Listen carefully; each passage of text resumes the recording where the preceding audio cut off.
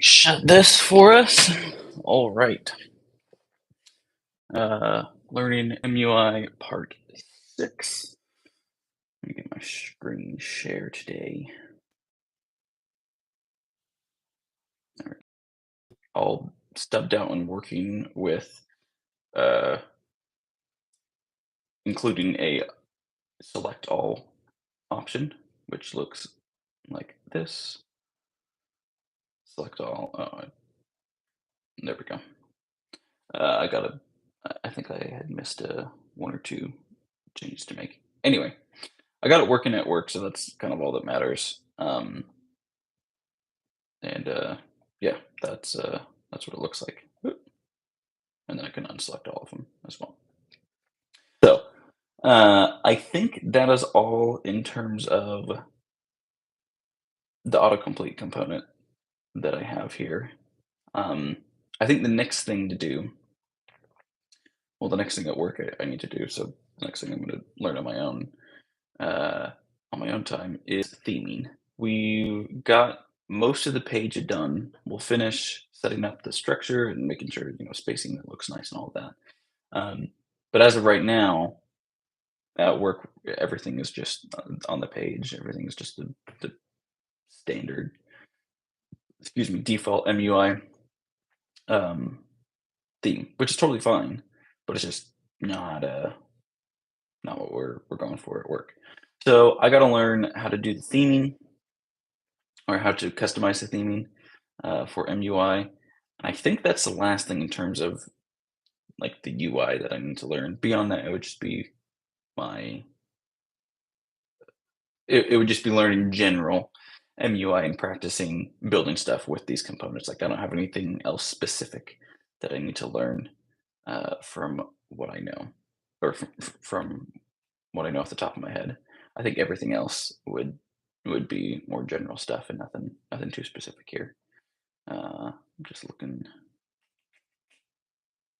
yeah, maybe some testing stuff eventually, but probably first should get a feel for building a project with MUI, or if not a project, actually just building a few pages, even if they had to have no data come in. I mean, the difference between this pulling data from um, this array down here and ac- an actual API call coming in is not that big of a deal, as long as I make sure that the data coming in is coming in as a promise, which I haven't set up here, but I could set it up coming back as a promise, and that way I'd have to await it inside the use effect, and it would essentially be doing the same thing, which is probably what I'll do. I don't know that I need an API. Maybe I will. Maybe I'll connect to one of the fake APIs out there that you can get,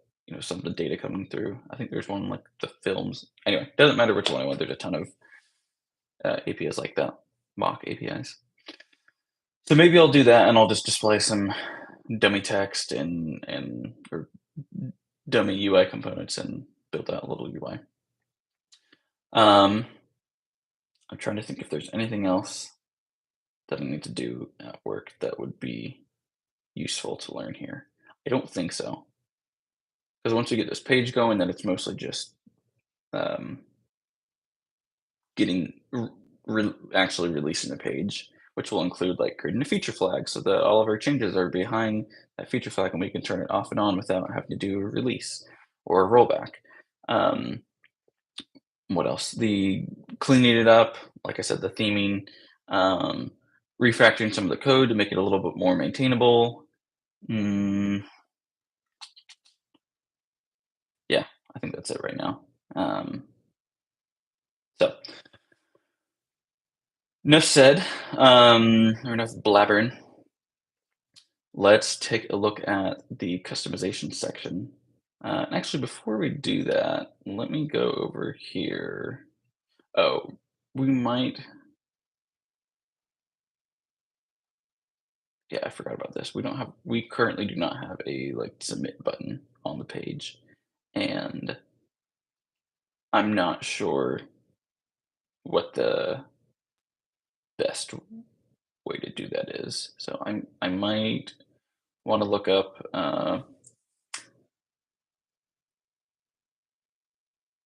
React Material UI forms.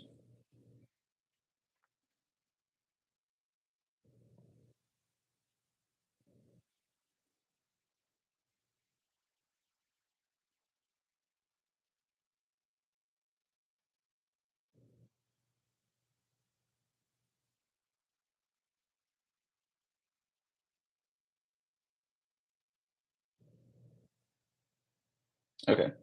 Doesn't look like there's anything specific about forums. Looks like there might have been a while ago, but it's kind of old, 4 years ago. So we'll just look up React forms, since I'm not very familiar with forms in React. I am with Angular, but not React. Um,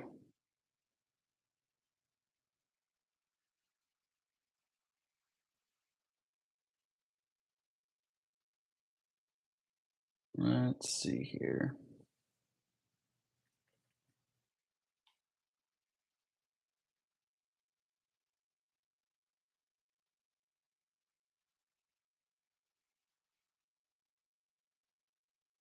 I like Web Dev Cody. I'll probably watch him at the queue.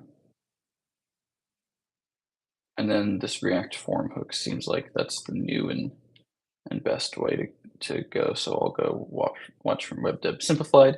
That's another really good resource. Um,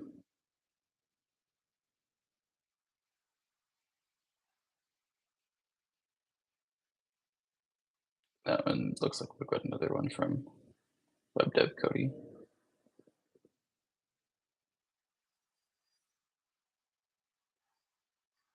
Okay, that's probably enough. Um,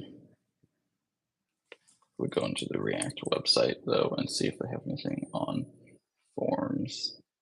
Learn React. Mm,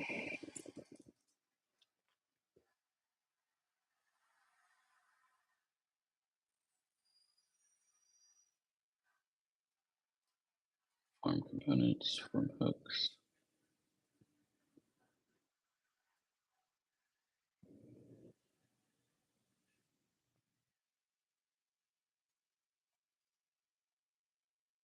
Not super helpful.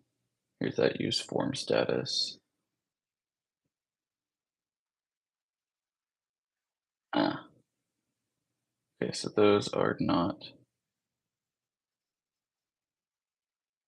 only available in React's Canary and experimental channels. Okay, so we probably shouldn't use form status since it'll be in production and not a great idea to be using uh, experimental features in production. What was the other? So we will take out this one. We'll still watch the Web Dev Simplified. Um, just to get an idea for what's coming down, what will be new. But yeah, we won't. Yeah. Anyway,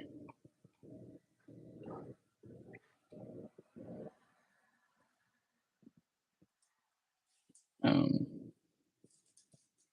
forms in React. See if we get any other.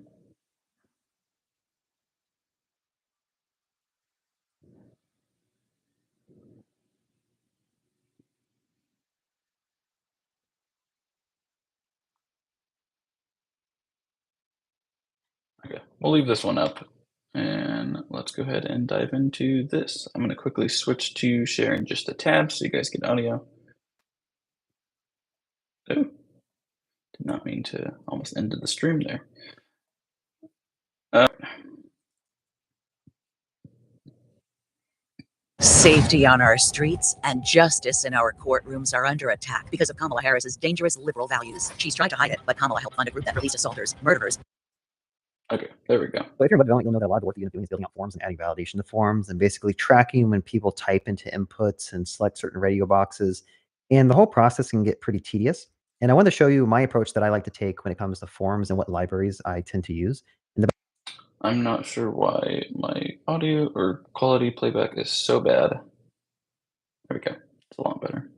best way to kind of exemplify that is to show you my current state of how I'm kind of doing a form and like the way that you might start doing in React if you're kind of new. Before you reach out to a third-party library. So I have some changes on my main branch down here, and I wanted to kind of show you how I'm handling a form. You saw on the page I have like a prompt and I have a color where I'm setting up some state for the form, and then down here I have inputs that basically bind to that form state. So for example, this prompt, I have an input where when I type into the input, I basically update the form and I call like this helper function, which basically takes the event and then it takes the key and it updates my form using the key. It's a lot of boilerplate. It's kind of tedious, and you end up having to do this in like all your projects. So there's some opportunities to kind of drive that up with a third-party library. And then also I bind to form.prompt here. And then down here, I also have the same thing with the radio buttons where I set it to checked or not checked based on the color in the form and compare it to my color. And then if I click on the radio button, I do the same thing. I set the form. And technically, this thing should probably call update form like this. I don't know why that's not doing that. I should probably say color here. And that would probably make it a little bit cleaner. But regardless, you end up doing it. And then when you add in validation, you have to do all this custom logic. And you can do like HTML5 like validation and say like required and stuff like that. But at some point, you're going to need custom validation. So that brings me to my point of what form library do I typically use in my React projects? I've been using a lot of React hook forms. Really easy to kind of get set up. I'll show you my code and how it kind of works, but it kind of like just dries up a little bit of the repetitive stuff that you end up doing in like every single form. And it gives you like a nice interface to kind of interact with your forms. I do believe it also is pretty performant. It kind of makes your forms be uncontrolled. So every time you type into like a form input, it doesn't like redraw everything. I could be wrong about that. Yeah, if you look down here, it basically says it removes the amount of re-renders that happen when you're dealing with forms. So basically, when you have larger forms that have a bunch of inputs and a bunch of like fields, every time you type, the way React works is it's basically going to re-render your entire page when you change some type of state in your hooks. Not the most optimal experience when you have like 10 or 20 different form input boxes. But let me show you my other code. And I'll kind of show you how you can kind of start using this library a little bit. And I decided to just kind of show you the code and talk about it instead of actually like coding something in front of you, because I do think it's kind of the same beneficial to have someone kind of walk you through what's going on. So the first thing is, instead of having that use state where I have like my custom form object, I'm just saying use form. And since I'm using TypeScript, I can pass it a generic type here. I can say like this form has a prompt and it has a color, and they're both strings. And when you do that, it gives you back an object here that you can use later on to kind of register your inputs to the hook library. And then also you have like a callback function you can use for when the form gets submitted. Okay, so that's kind of like the main changes. Again, like we don't have to make our own state variable here. We can just kind of use the hook, and that takes care of the state for us. Scroll down a little bit and let's kind of see how we're attaching the hook library to our inputs. So the way you can do it is you basically take your input and you pass it some props. And in this case, I'm just doing a spread operator on the register function. So again, register was kind of provided to us as a function from this hook library. And on every single input, you just call it and you pass the name that you want inside your form state. So it's very similar to how we had it before, prompt and color. But when you basically submit the form, you'll now have an object that has a prompt property and a color property. And the cool thing is you can actually add some different requirements, right? So you can add different options. One is required, but I do believe you can add like regex requirements and stuff. If you scroll down for the options, it looks like you can pass it a regular expression to kind of verify that the input matches a certain criteria. You could say value as date. There's a bunch of other stuff you can do to kind of like just make the whole process a little bit easier. Sometimes you need custom validation as well, which I believe you can do. So that's kind of how you like register your inputs to the actual like hook library. But what about when you submit, right? So if you go down here, there is a submit button. And when you click on the submit button, it basically submits the form. So let's look at the form, and we have an on submit. And the difference is you basically call the handle submit function that the hook library gives you, and you pass it your own custom function. So this is like a higher order function. It takes in a function and returns a wrapped function. If you scroll up here, we have the actual submit function that I wrote, which is only going to ever get invoked if everything in your form validates correctly. And when it does, you get back your form data. And the cool thing about this is going to be automatically typed for you. So you have your color and your prompt and all the other things that will exist on your form that you might be interested in reading. And then you can kind of use that data and submit it to the backend as needed. So let's say you wanted to like listen for when the form changes. Because of the way the inputs are kind of like uncontrolled, you don't know when stuff is being typed into. But if you want to do some custom logic whenever the form changes, there's a watch method you can use. And you can basically say watch. And whenever the form changes, you can just go ahead and do something with that data, right? So I'm going to say watch, and then we're going to get back the form data. Technically, I can call this form data. And right now, I'm just going to console log it every time I type. So let's just type in something here. Notice that as I type, we get the data as it gets changed, right? If I click on these different things,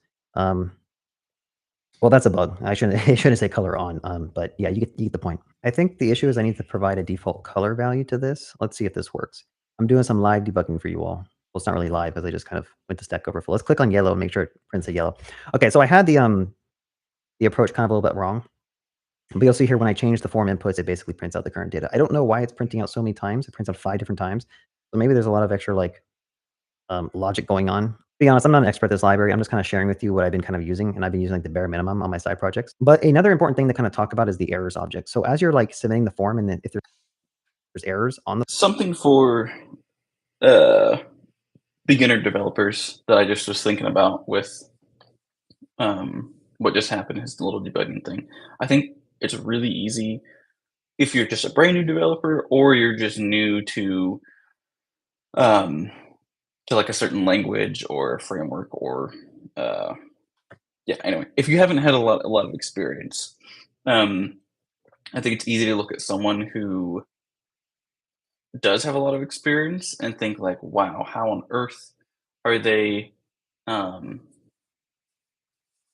how on earth do they know all this? They just they know everything. You know, I'm never going to get to this level. They're so knowledgeable, so so much above me, sort of a thing.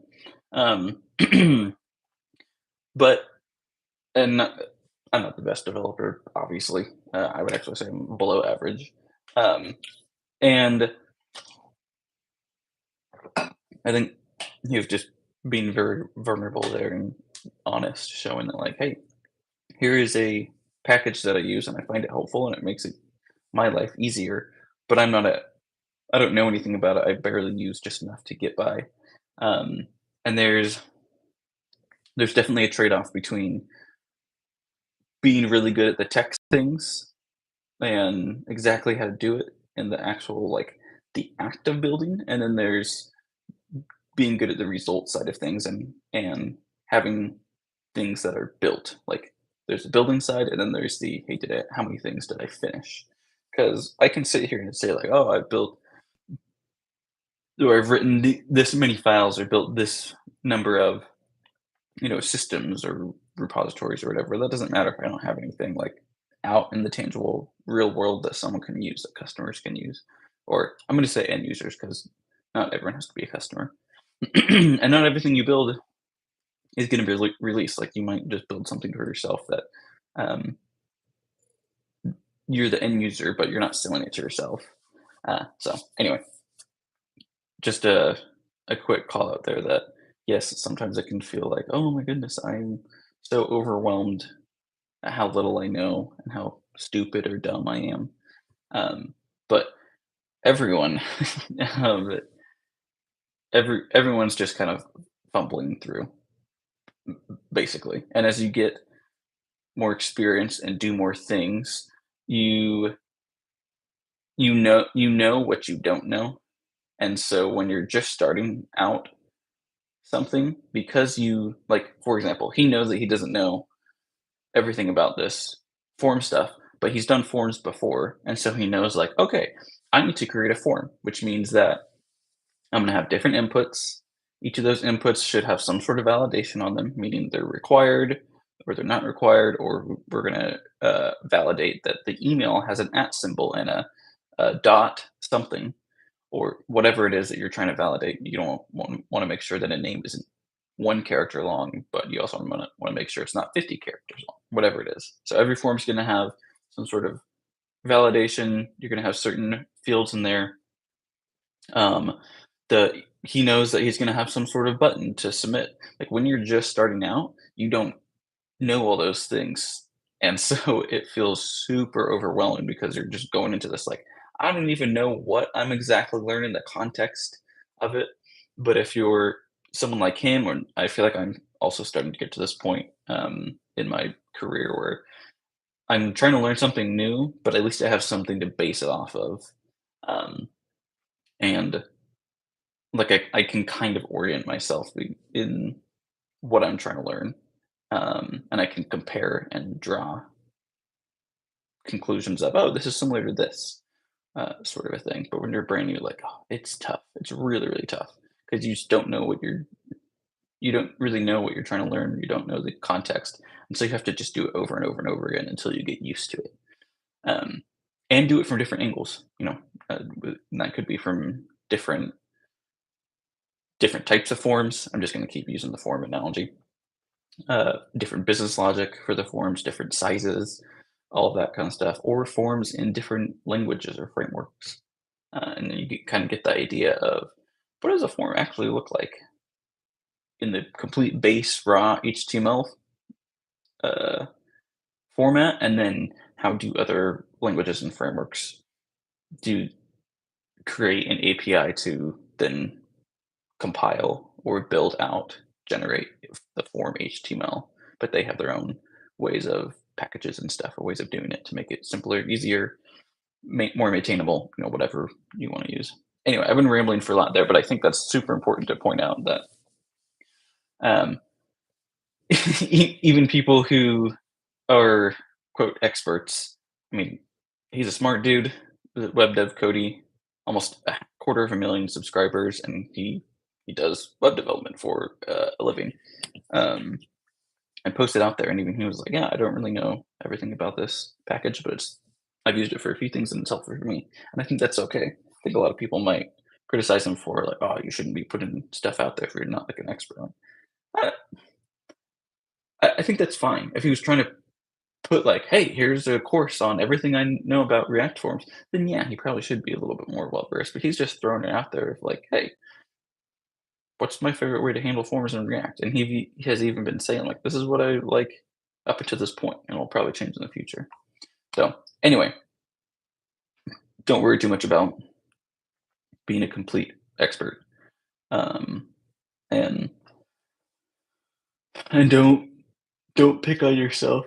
Excuse you, for not knowing exactly how to do something.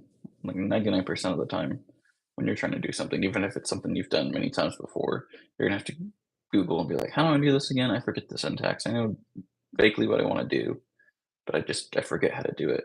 Because unless you did it recently, or you did it like a mind-numbing amount of times, you're not going to remember.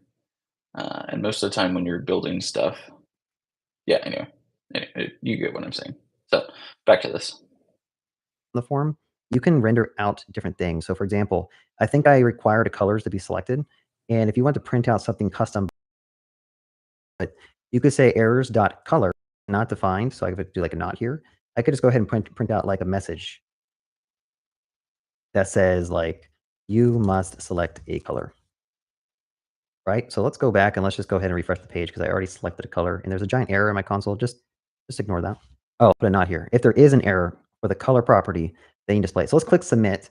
And now notice that we get an error that pops up, right? Go ahead and select that. It goes away automatically. So pretty cool, really useful. You can do the same thing up for the prompt up here. If I wanted to basically verify that someone always has a prompt selected, I could go ahead and do that. You must type a prompt.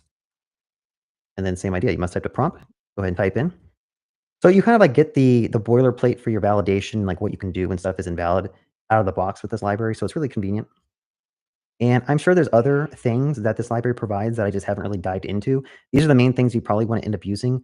And then you probably end up having to write some type of custom validation logic if you have something strange going on or something unique going on with your forms. But overall, this is the library I'm basically using for my site. I find it very convenient to basically quickly spin up forms and add a validation logic to it. So I definitely recommend that you check it out and try it for yourself. Anyway, that kind of wraps up all I wanted to talk about in this video. If you guys like watching, give me a thumbs up, subscribe, press the bell icon. And I also have a Discord channel that you're welcome to join if you want to find a place to hang out with some other developers or just kind of ask me questions directly. If I have time, I will respond to questions. And I also have a newsletter where I plan to put tips and tricks for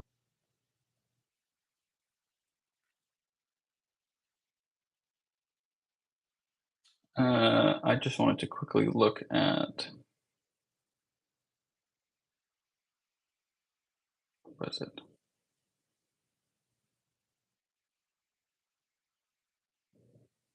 This guy. No, that's what's Zod.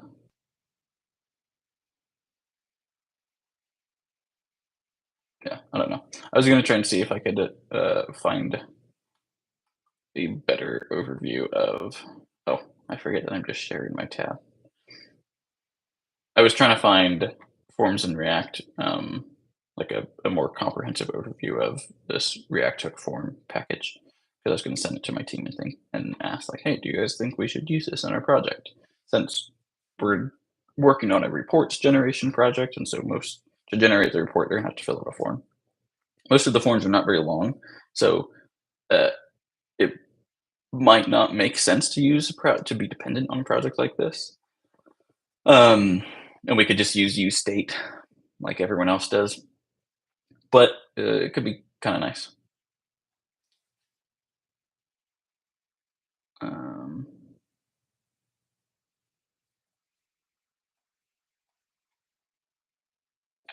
anyway,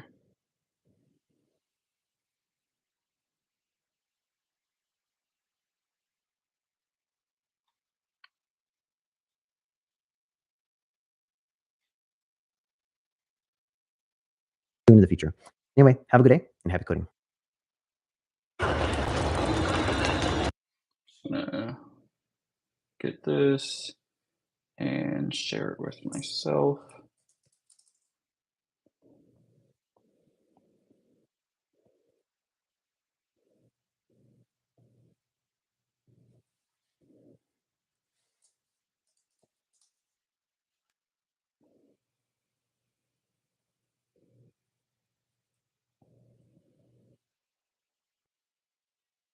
Oh, I forget that I'm not sharing my screen, my entire screen. I was going to share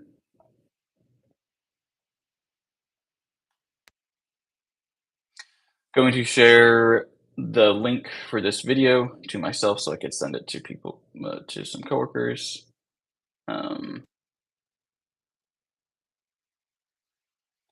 But I don't have a good way to send messages to myself at work. Add account. Just try that. Oh, I don't really know that I want to be logging on to my the Zoom app on my personal laptop with my work account. I did that in the past with Slack, and it took a little bit of like setup to make sure that I was keeping my personal I don't have a personal Slack account. That's not really a thing, at least not for me. And I'm not really a part of any Slack channels. I'm not actively a part of any Slack channels outside of work when I was at a company using Slack. So, but I do use Zoom frequently for a personal life. So I kind of would like some time to figure out how to keep those separate. I'm trying to think of another good way of sending to myself. I guess I'll just put it in my Todoist. Um, ask team if they think we should use this package for forms, or if we should.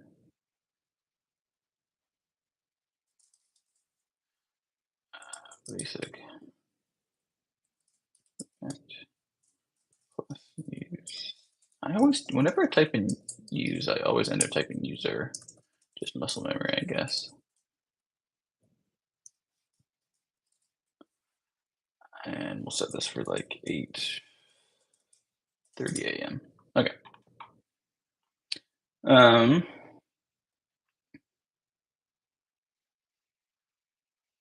I think that's all we need. I pulled up a couple more like regular forms in React. Let me see if there was any other things.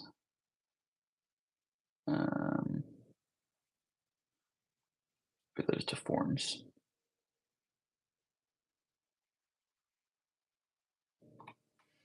I don't think so. React.dev.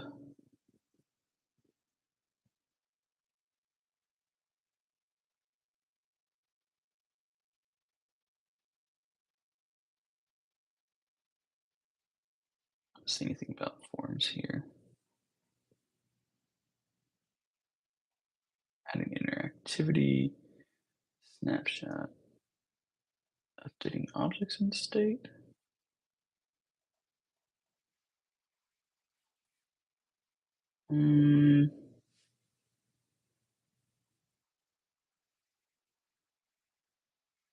I'm gonna actually like submit.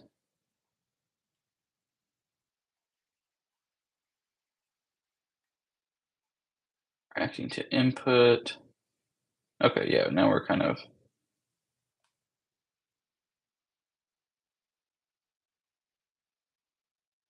Yeah, there's an actual form.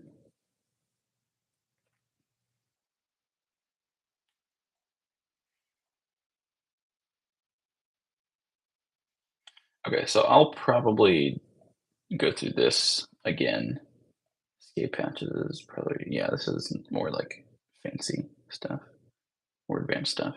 Oh, there we go, intermediate, advanced. This is all beginner. Okay, so I'm gonna go in here and I will do a little bit of this, possibly go through some of their input stuff. But we'll just go use this overview section before we go into this one.